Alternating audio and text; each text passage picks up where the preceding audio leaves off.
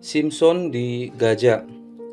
Pada satu kali, ketika Simpson pergi ke Gaza, dilihatnya di sana seorang perempuan sundal lalu menghampiri dia. Ketika diberitahukan kepada orang-orang di Gaza, Simpson telah datang ke sini, maka mereka mengepung tempat itu dan siap menghadang dia semalam-malaman itu di pintu gerbang kota. Tetapi semalam-malaman itu mereka tidak berbuat apa-apa karena pikirnya, nanti pada waktu fajar kita akan membunuh dia.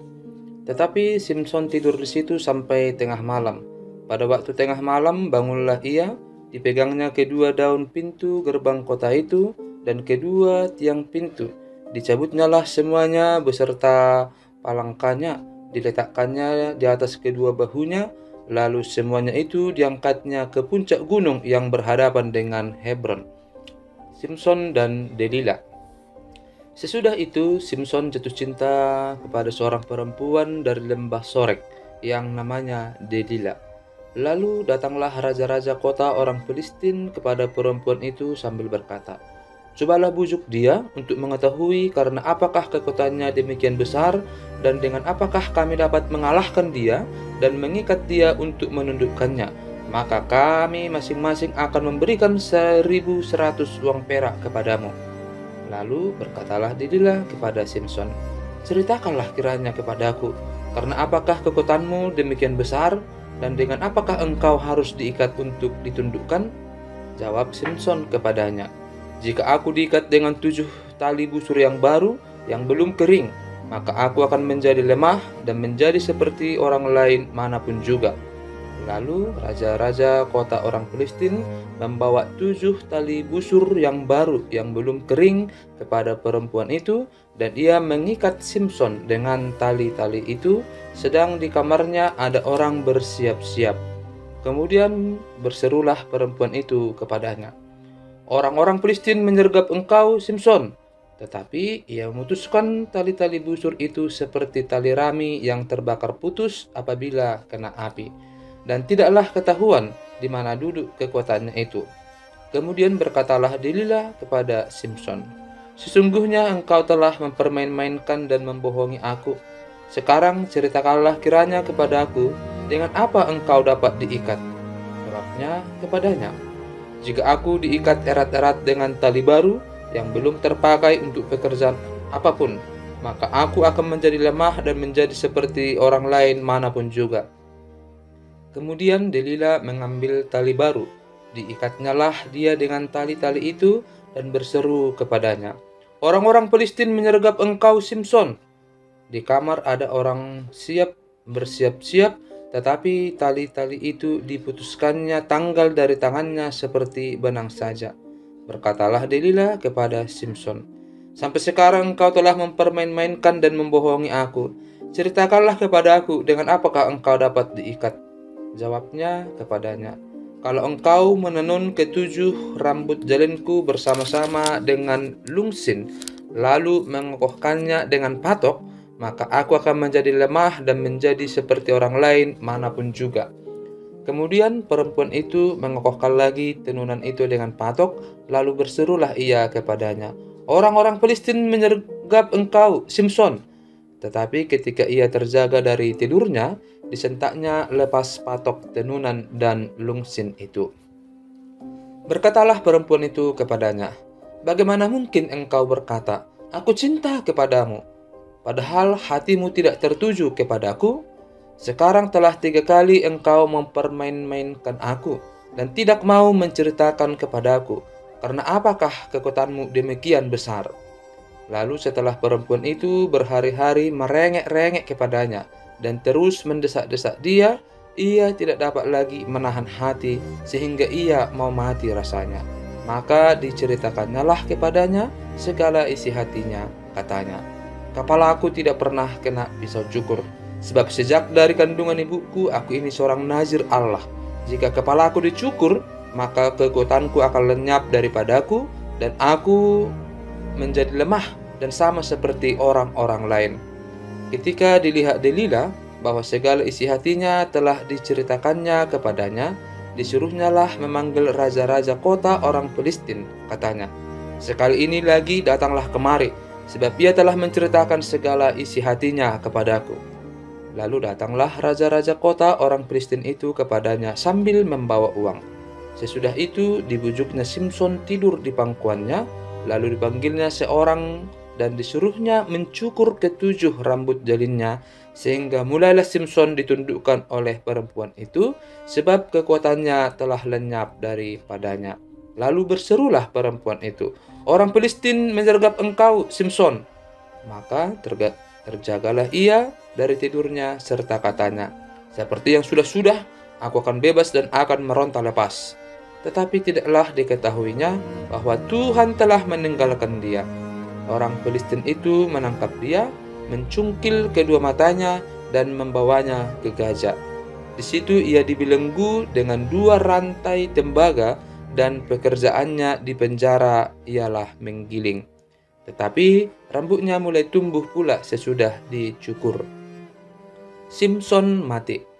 Sesudah itu berkumpullah raja-raja kota orang Filistin untuk mengadakan perayaan korban sembelihan yang besar kepada Dagon Allah mereka, dan untuk bersukaria, kata mereka, "Telah diserahkan oleh Allah kita ke dalam tangan kita, Simson musuh kita."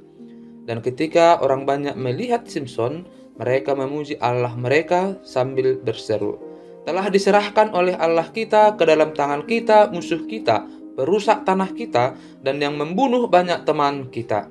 Ketika hati mereka riang gembira, berkatalah mereka, "Panggillah Simson untuk melawak bagi kita." Simson dipanggil dari penjara, lalu ia melawak di depan mereka. Kemudian mereka menyuruh dia berdiri di antara tiang-tiang. Berkatalah Simson kepada anak yang menuntun dia, "Lepaskan aku, dan biarkanlah aku meraba-raba tiang-tiang penyangga rumah ini, supaya aku dapat bersandar padanya." Adapun gedung itu penuh dengan laki-laki dan perempuan. Segala raja kota orang Filistin ada di sana, dan di atas sotoh ada kira-kira 3.000 orang laki-laki dan perempuan yang menonton lawak Simson itu. Berserulah Simson kepada Tuhan, katanya, "Ya Tuhan Allah, ingatlah kiranya kepadaku dan buatlah aku kuat sekali ini saja, ya Allah, supaya dengan satu pembalasan juga kubalaskan kedua mataku itu kepada orang Filistin." Kemudian Simson merangkul kedua tiang yang paling tengah penyangga rumah itu, lalu bertopang kepada tiang yang satu dengan tangan kanannya dan kepada tiang yang lain dengan tangan kirinya. Berkatalah Simson, "Biarlah kiranya aku mati bersama-sama orang Filistin ini." Lalu membungkuklah ia sekuat-kuatnya, maka rubuhlah rumah itu menimpa raja-raja kota itu dan seluruh orang banyak yang ada di dalamnya. Yang mati dibunuhnya pada waktu matinya itu lebih banyak daripada yang dibunuhnya pada waktu hidupnya.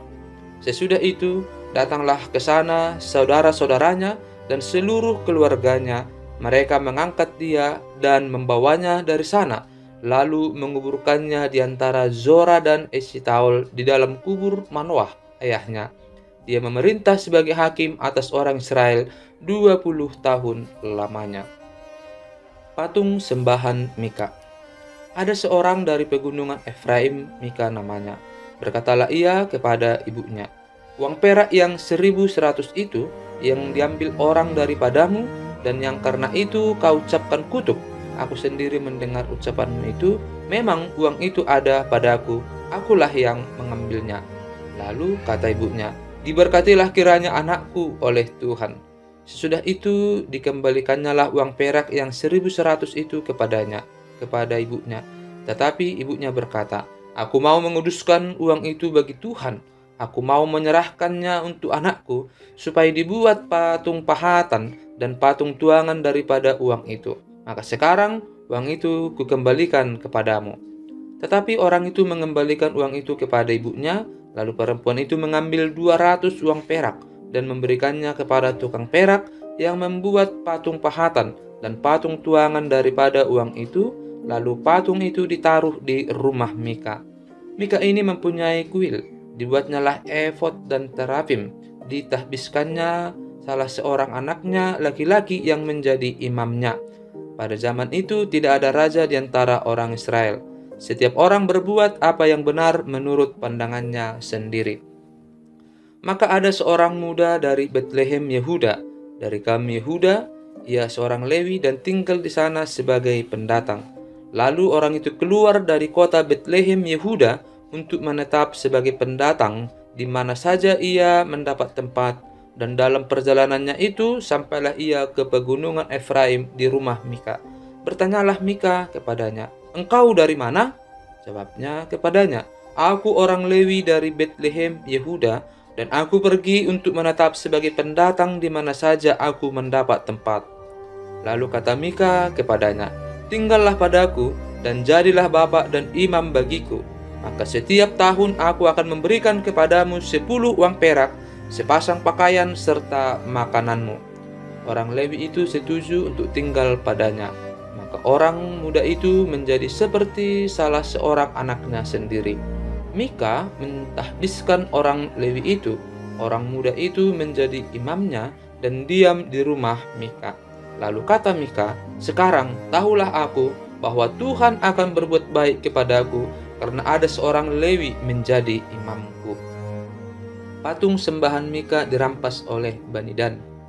Pada zaman itu tidak ada raja di antara orang Israel, dan pada zaman itu suku Dan sedang mencari milik pusaka untuk menetap. Sebab sampai hari itu mereka belum juga mendapat bagian milik pusaka di tengah-tengah suku-suku Israel. Sebab itu Bani Dan menyuruh dari kaumnya 5 orang dari seluruh jumlah mereka, semuanya orang-orang yang gagah perkasa, yang berasal dari Zora dan Eshtaol, untuk mengintai negeri itu dan menyelidikinya, serta berkata kepada mereka, "Pergilah menyelidiki negeri itu." Ketika orang-orang itu sampai ke pegunungan Efraim di rumah Mika, bermalamlah mereka di sana. Ketika mereka ada dekat rumah Mika itu, dikenal merekalah logat orang muda suku Lewi itu. Lalu singgahlah mereka ke sana dan berkata kepadanya, "Siapakah yang membawa engkau kemari? Apakah pekerjaanmu dan urusanmu di sini?" Katanya kepada mereka, Begitulah dilakukan Mika kepadaku. Ia menggaji aku dan aku menjadi imamnya." Kata mereka kepadanya, "Tanyakanlah kiranya kepada Allah, supaya kami ketahui apakah perjalanan yang kami tempuh ini akan berhasil." Kata imam itu kepada mereka, "Pergilah dengan selamat. Perjalanan yang kamu tempuh itu dipandang baik oleh Tuhan." Sesudah itu pergilah kelima orang itu, lalu sampailah mereka ke Lais. Dilihat merekalah bahwa rakyat yang diam di sana hidup dengan tentram, menurut adat orang Sidon, aman dan tentram. Orang-orang itu tidak kekurangan apapun yang ada di muka bumi, malah kaya harta. Mereka tinggal jauh dari orang Sidon dan tidak bergaul dengan siapapun juga. Setelah mereka kembali kepada saudara-saudara sesukunya di Zora dan Eshtaol, berkatalah saudara-saudara sesukunya kepada mereka, "Apakah yang kamu dapati di sana?" Jawab mereka, "Bersiaplah, marilah kita maju menyerang mereka, sebab kami telah melihat negeri itu dan memang sangat baik. Masakan kamu tinggal diam? Janganlah bermalas-malas untuk pergi memasuki dan menduduki negeri itu. Apabila kamu memasukinya, kamu mendapati rakyat yang hidup dengan tenteram, dan negeri itu luas ke sebelah kiri dan ke sebelah kanan. Sesungguhnya Allah telah menyerahkannya ke dalam tanganmu. Itulah tempat yang tidak kekurangan apapun yang ada di muka bumi." Lalu berangkatlah dari sana, dari Zora dan Eshtaol, 600 orang dari kaum suku Dan, diperlengkapi dengan senjata. Mereka maju, lalu berkemah di Kiryat Yearim di Yehuda. Itulah sebabnya tempat itu disebut Mahane Dan sampai sekarang. Letaknya di sebelah barat Kiryat Yearim. Dari sana mereka bergerak terus ke pegunungan Efraim dan sampai di rumah Mika. Lalu berbicaralah kelima orang yang telah pergi mengintai daerah Lais itu. Katanya kepada saudara-saudara sesukunya, "Tahukah kamu bahwa dalam rumah-rumah ini ada efod, terafim, patung pahatan dan patung tuangan? Oleh sebab itu, insafilah apa yang akan kamu perbuat." Kemudian mereka menuju ke tempat itu, lalu sampai di rumah orang muda suku Lewi itu di rumah Mika dan menanyakan apakah ia selamat. Sementara ke-600 orang dari Bani Dan yang diperlengkapi dengan senjata itu tinggal berdiri di pintu gerbang. Maka kelima orang yang telah pergi mengintai negeri itu berjalan terus masuk ke dalam, lalu mengambil patung pahatan, efod, terapim, dan patung tuangan itu. Adapun imam itu berdiri di pintu gerbang bersama-sama dengan ke-600 orang yang diperlengkapi dengan senjata itu. Tetapi setelah yang lain-lain itu masuk ke dalam rumah Mika dan mengambil patung pahatan, efod, terapim, dan patung tuangan itu, berkatalah imam itu kepada mereka, "Berbuat apakah kamu ini?" Jawab mereka kepadanya, "Diamlah, tutup mulut, ikutlah kami dan jadilah bapak dan imam kami. Apakah yang lebih baik bagimu, menjadi imam untuk sisi rumah satu orang, atau menjadi imam untuk suatu suku dan kaum di antara orang Israel?" Maka gembiralah hati imam itu, dan binyalah efod, terapim, dan patung pahatan itu, lalu masuklah ke tengah-tengah orang banyak. Kemudian berbaliklah mereka dan pergi dengan anak-anak, ternak, dan barang-barang yang berharga ditempatkan di depan mereka. Ketika mereka telah jauh dari rumah Mika, dikerahkanlah orang-orang dari rumah-rumah yang di dekat rumah Mika, dan orang itu mengejar Bani Dan itu. Mereka memanggil-manggil Bani Dan, maka berbaliklah orang-orang itu dan berkata kepada Mika, "Mau apa engkau dengan mengerahkan orang?" Lalu jawabnya, "Allahku yang kubuat serta imam juga kamu ambil, lalu kamu pergi. Apakah lagi yang masih tinggal padaku? Bagaimanakah perkataanmu itu kepadaku? Mau apa engkau?" Berkatalah Bani Dan kepadanya, "Janganlah suaramu kedengaran lagi kepada kami. Nanti ada orang yang menyerang engkau karena sakit hati, dan dengan demikian engkau serta seisi rumahmu kehilangan nyawa." Lalu Bani Dan melanjutkan perjalanannya, dan Mika, setelah dilihatnya mereka itu lebih kuat daripadanya, berpalinglah ia pulang ke rumahnya. Lalu Bani Dan dengan membawa barang-barang yang dibuat Mika, juga imamnya, mendatangi Lais, yakni rakyat yang hidup dengan aman dan tentram. Mereka memukul orang-orang itu dengan mata pedang, dan kotanya dibakar. Tidak ada orang yang datang menolong, sebab kota itu jauh dari Sidon, dan orang-orang kota itu tidak bergaul dengan siapapun juga. Letak kota itu di lembah Bet Rehob. Kemudian Bani Dan membangun kota itu kembali dan diam di sana. Mereka menamai kota itu Dan menurut nama bapak leluhur mereka, yakni Dan yang lahir bagi Israel, tetapi nama kota itu dahulu adalah Lais. Bani Dan menegakkan bagi mereka sendiri patung pahatan itu. Lalu Yonatan bin Gersom bin Musa bersama-sama dengan anak-anaknya menjadi imam bagi suku Dan, sampai penduduk negeri itu diangkut sebagai orang buangan. Demikianlah mereka menempatkan bagi mereka sendiri patung pahatan yang telah dibuat Mika itu, dan patung itu ada di sana selama rumah Allah ada di Silo.